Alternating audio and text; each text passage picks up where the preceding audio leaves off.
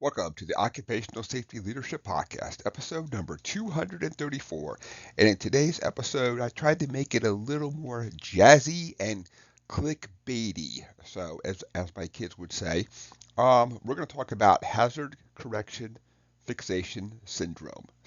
And this is something I totally made up, of course, too. So, I don't want people to think that I found this in a medical dictionary or a book anywhere. But I started thinking about how myself, of course, at times I believe I've become fixated on fixing a hazard out there.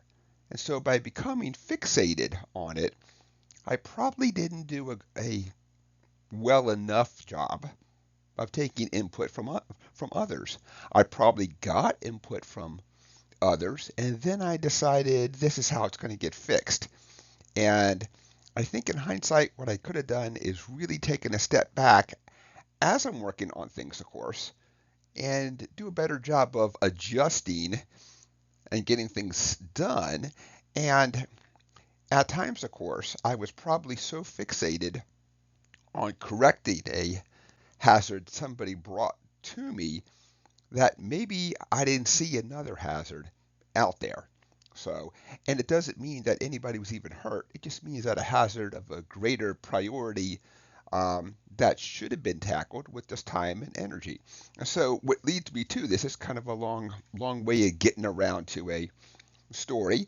I've been spending a lot of times with my dogs, and awesome, love them. We've been running in the forest, chasing things, doing stuff, and they really love to chase deer. So every day when I let them out, there's always deer, there's a fox, there's something to be chased off of the yard. So I let them out this morning, and there's a couple of geese in the yard. So they run for the geese. As they run to the geese, probably 20 feet from them is about 10 deer. So they literally run past the deer, the really close object, and in theory, the easier one, probably the greatest, the more of a hazard, a priority, that we'll say. But they were so focused on those geese that, and of course, the geese are 100 yards away. They're not catching these geese. These geese weren't even scared in the least bit until the dogs were 20, 30 feet, and then they kind of got up and flew away. Um, and I think that I probably have done that in my own life. I look at a hazard, and I'm fixing that hazard, but in the same time, I probably went by something that I really should have been addressing a lot.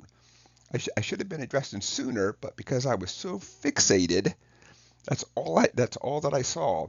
So I think for myself, of course, as a uh, professional development tool, I need to step back at times, of course, and obviously say, that's awesome that you brought the hazard to me, but no matter how much I want to fix this, I really have to look at the priority, look at what has to be done now, of course, because I wish time, energy, and money were not a limited commodity, but they actually are. You can't do everything all day, every day.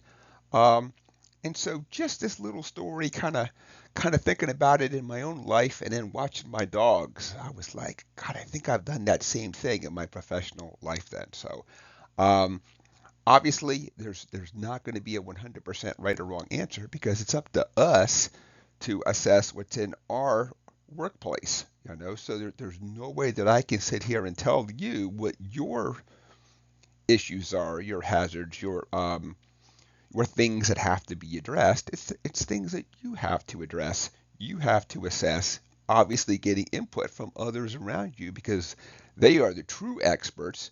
We do a great job of fixing things, but a lot of times as safety professionals, we kind of come into a situation where we're kind of stuck with what we're stuck with, and now we got to make it work and then fix what we got to fix in there.